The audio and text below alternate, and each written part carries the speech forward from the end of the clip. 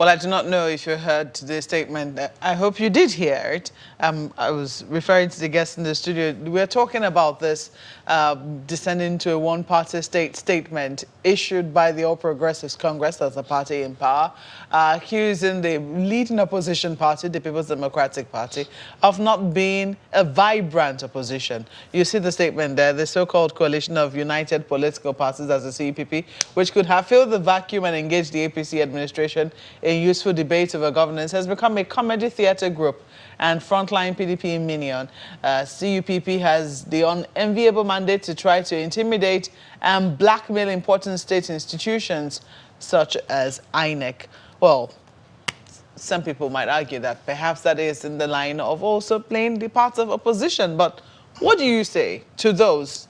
I'm talking to my guests here, Mr. Shegun Shinaga and Mr. Kasima Fegbo. What do you think, or what do you say to those who say that your party has also tried to, you had Mr. Logbondino there, emasculate the opposition by intimidating them as well, by intimidating those who try to speak up? There is no alter of truth in that. It's not based on any fact. This government has allowed a multiplicity of voices. I mean, it's even amazing how lenient they've been about total pure fabrication of things. I mean, a recent example was the story that went viral about President Buhari marrying. Pure fabrication. Can you confirm that? And the shame of it is that you come and tell lies and you don't have the dignity or self-respect and totally shameless to come at the end of the day and say, oh, I was wrong about that. It's wrong. No, they just moved on. It wasn't the PDP talk now. Oh, it began from there. No. You see, this issue of massive, consistent, everyday wailing is not going to help the institution of democracy. If democracy is going to be vibrant, it will be issue-based. It will be based on things that affect the lives of the people on the streets.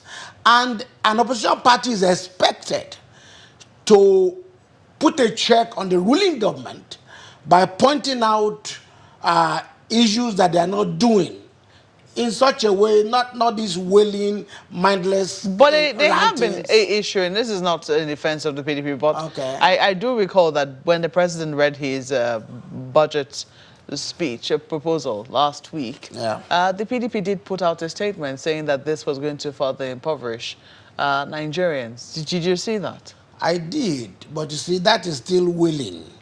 Have they done a proper study of it? So all of it will impoverish.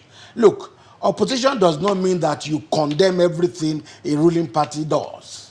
Opposition simply means that you point out areas where they could do better.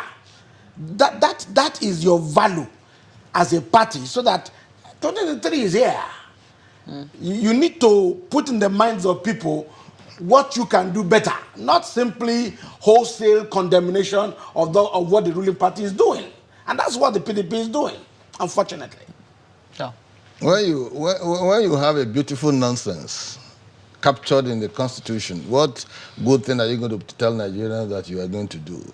As the ruling party, I expected that before you come out with public documents that will, signpost the roadmap for recovering the country from these present economic doldrums, you should be able to define your basics. And in a budget of 2020, when 11 years ago Nigeria was projected to be one of the largest 20 economies in the world, you are still having a budget of 2.45 trillion deficit. It doesn't speak to any good narratives.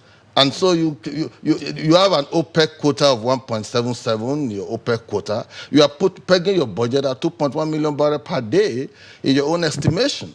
Because of the little skirmishes in Iran, which has made oil to be selling for $16 per barrel, you are already pegging your own as $57 per barrel. What about if it drops? You see, when you are putting out budgets, estimates, and all of that, you should go with the moderate, not taking the extreme positions, in fact, in projections.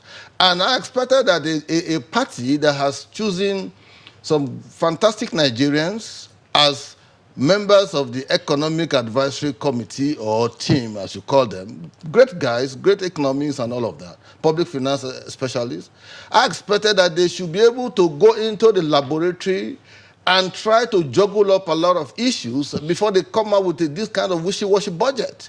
You don't just come to please us because Nigeria is like a routine. The same items are captured. Nigeria has about 611 parastatals and all of that. So and they still get all manners of the same routine pattern of, yes, education. Look at what you voted for education. Look at what you voted for security. Mr. Fegwa, this is not a conversation on the budget. Yes, I know. I'm just giving an example. This is a conversation. I brought that example of the budget up because one would have thought that that's one of the places where we would have heard even more clearly and more strongly the position of the People's Democratic Party on this budget. However, apart from that statement, we didn't hear any strong engagement or critical engagement with the Nigerian public there has been analysis, to present their side. There have been analysis on that budget. That's why I'm giving you some of these figures offhand. There have been analysis on it from the part of party. But they choose not to listen.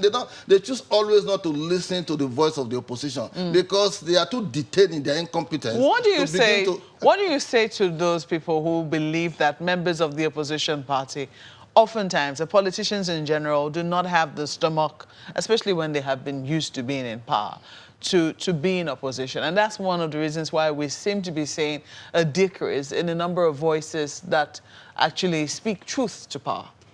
There is no decrease. It now depends on whether the individuals you're talking about, whether they have the stamina to withstand the threats that oftentimes accompany some of their viewpoints. I know a lot of people who talk to me on a regular basis, prevail on me, please stop criticizing this government, stop this, you were part and parcel of APC before, why do you have to still keep criticizing us, please, you can do better, come on board and all of that. For God's sake, I left the ruling party because of the gross incompetence I saw on my own volition. I wasn't compelled to leave because this government, caresses incompetence like a newfound lover, They celebrating capacity with relish. So we want to see a government that is able to speak to the issues that are confronting the country. And each time you offer them a viewpoint, they tell you that your views are not needed. That's what it's talking about. Would you say? Yeah. Would you say that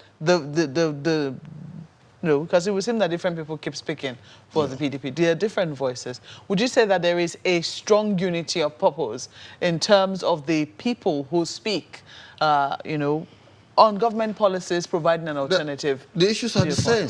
It doesn't matter who is speaking.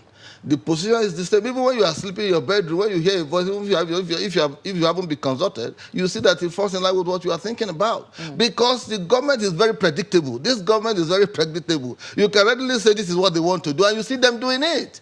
You see, hypocrisy has been promoted to high heavens. In this government, there is so much of favoritism. There's so much of incompetence. You don't need anybody to say it. Nigerians are suffering. So even the party itself is wondering how they are able to survive this long because of the suffering they have meted on the people. So when people come and say that the people are not playing opposition, what manner of opposition do you want to see again? Even the APC itself is an opposition unto himself because a lot of them are not being consulted to carry through when they are articulating issues that they want to put in the public domain.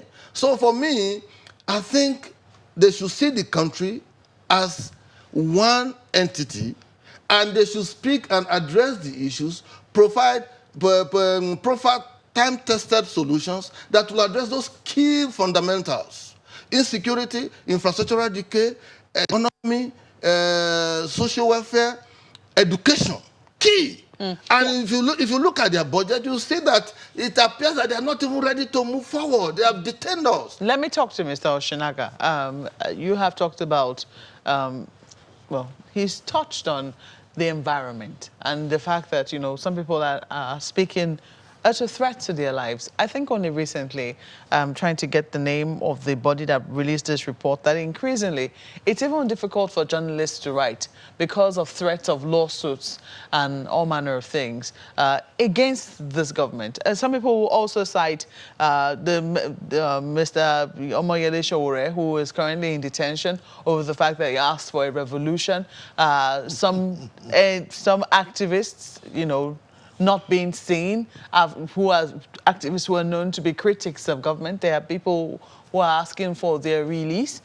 So people are also talking about the environment. And only recently, the federal government, I think through the Minister for Information and Culture, came up with a proposal to increase fines against hate speech to 5 million naira. Do you think that, this kind of action, so to speak, enable the environment for constructive or any kind of criticism at all? Well, let me start by saying that it is not true that this government is attempting to shut down the voices of the media or opposition. I think it's rather a state of maturity or the growth of our democracy. I remember that 8 years ago, in 2011, the Buhari Bakare ticket. I was very vocal on social media. And I received death threats. People called me, supporters of the ruling government then, supporters of the president then, threatened to come and burn down my house. We know where you live, and we're going to kill you if you don't shut up.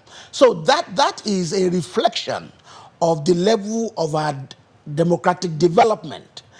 As for hate speech, Maokwe, I just gave you an instance of total fabrication. Somebody sat down somewhere and millions carried it with no consequences. And that has to stop. Even in Western mature democracies, Australia, Germany, UK, European Union, and other countries are bringing up laws to stop fake news. Because if we are not careful, if people are doing things because they know that nothing will happen to them, they will set this country ablaze. And it is the responsibility of the government to make sure that does not happen. So if there are going to be consequences for deliberately trying to spread fake news, I think it's a welcome development. Misinformation happens when there is a gap. This story did not just emanate from nowhere. It started with, oh, where is the First Lady? She's been nowhere to be, she's been saying nowhere. That gives you the just right. a moment, let me answer. She's been nowhere to be found in the villa. She's been away from the villa for 2 months. This was headline news, front pages. Shortly after, there was a rumored wedding, so to speak. And then, that made headlines. And there was actually no attempt. It was until much later that there was any attempt to say, there is no rift. And even as we speak, it would seem that all is not well domestically in the villa. Well, I think family issues should be private. And I think people are just being mischievous by trying to interfere or eager to know what's happening in the first place. It's their business. We have more serious issues as a country to deal with than focusing on somebody's private Some life. people argue that what happens on the domestic front eventually tells on what we do. It is lack of joblessness to be focused on other people's businesses. No, as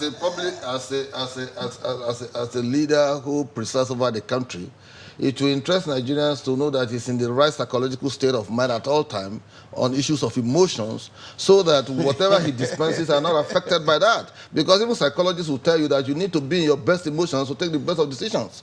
And so for you to say that somebody, the president who is a public figure, is a private thing, I think it's wrong. And secondly, till date, there has not been official denial of the rumored wedding.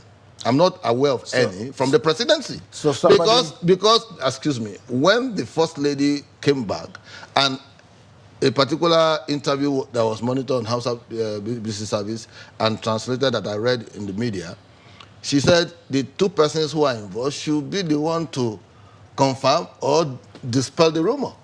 So that means there's something. That is a loaded statement. So do not say everything is fake, except I've seen controvertible evidence from those who are involved to say, yes, I'm sorry, I'm your president, I'm not taking another wife, that was fake news, that was this. Then the woman who is involved. So somebody gets up and says, that's it. And say you're right. Hold on. Do you Gentlemen, respond? I'm going to have to ask you to hold your thoughts. Let's quickly go to Lagos and take questions from my colleagues. Well, Mr. Shinaga, let's start with this. I mean, what do you say to those who question the basis for that assessment of the country being a one-party state? If you have PDP having over 12, 10, 13 governors? How can we call the country or seemingly a one-party state? Is that a right assessment?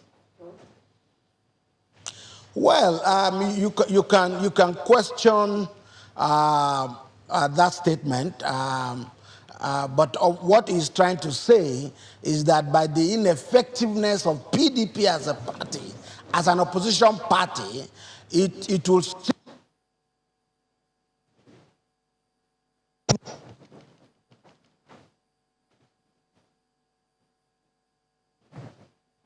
responsibility. If you are going open to come into government, you should have people who are focused on what the present government is doing and offer constructive, meaningful criticism, not slamming and doing wholesale shaming of a government in power just because you lost an election. That is not proper. What is proper is for Nigerians to take PDP serious. They will have to show that they are not petty. Criticizing every little thing is petty. Like my friend Afegbo said, yeah, the budget, they have a right to look at it, to criticize it, and provide solutions. Right. Provide an alternative opinion, not just to condemn it. Okay, And Mr. if you are Oshinaga, building democracy just as a an moment. institution, Just a then moment. the opposition I'd like party must Mr. be able to do Fegwa that. to respond.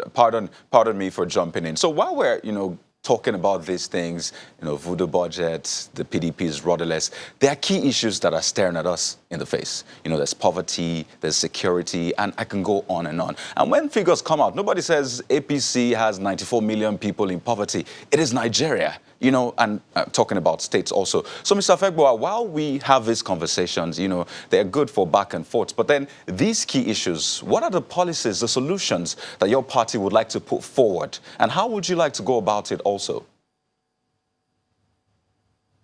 Well, thank you very much. First and foremost, there is currently a disconnection between the government and the people. So under a PDP-led federal government, we are expecting that we should be able to engage with the people at sub-regional levels. You don't travel overseas all the time and abandon states to their fate. Nigerians voted for this government according to them until the issues are finally dispensed with in the Supreme Court. So to that extent, we connect with the people, we go to the states, visit them, different geopolitical zones, engage them and feel the pulse of what the issues are. We're talking about insecurity. How much of engagement have we seen? How much of security architecture have we seen? You have left some service chiefs as the longest service chiefs in this country, even when the performance is not cheering news to all of us.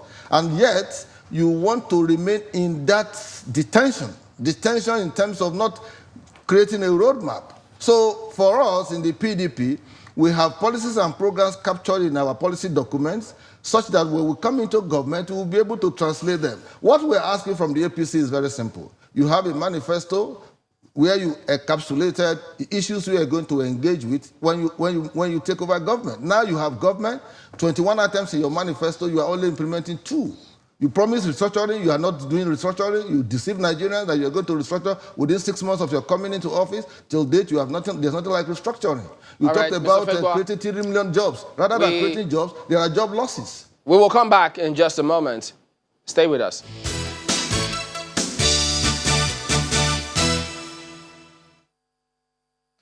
Well, you still have with us in the studio Mr. Segun Oshinaga, who is Member Strategic Communication Committee of the Buhari Presidential Campaign Council, and Mr. Kasim Afegboa, spokesperson, PDP Presidential Campaign Council. And we've been talking about, the PDP, the APC statement saying that Nigeria is descending into a one-party state. But gentlemen, what do you think can be done? Because, I mean, there are all manner of reactions here on the part of the people who are watching, and they have, almost, the jury is still out there. We're still not certain who is winning the title, but the people who also feel that the PDP hasn't done well. What more do you think the PDP can do to convince Nigerians that it hasn't gone to sleep as an opposition party? Let me quickly make this point, yes, that the NBC, Nigerian Broadcasting Corporation, has an APC card-carrying member who ran for governorship elections in Kwara as the Director General. That is the man you have chosen to be the moderator, so to speak, of free speech and public speaking, so to speak. Now, they woke up in the mornings from 500,000 fines or penalty on what they consider a hate speech or you not following their particular provisions of the code to 5 million naira.